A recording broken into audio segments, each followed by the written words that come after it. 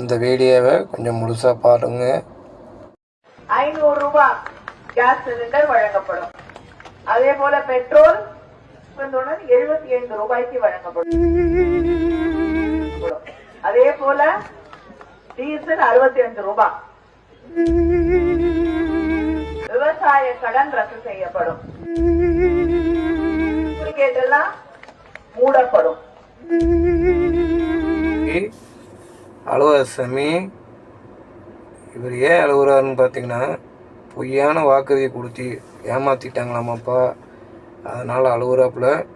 தம்பி நீ கவலைப்படாத சாமி, 2026 விஜய் சார் தான் சிஎம்மாக வரப்போகிறாங்க. கவலைப்படாத ஐயா, கண் கலங்காத ஐயா. நிச்சயமாக இந்த மாதிரி பொய்யான வாக்குறுதி எதுவும் அவர் தரமாட்டார். வெற்றி நிச்சயம் தம்பி, கவலைப்படாத.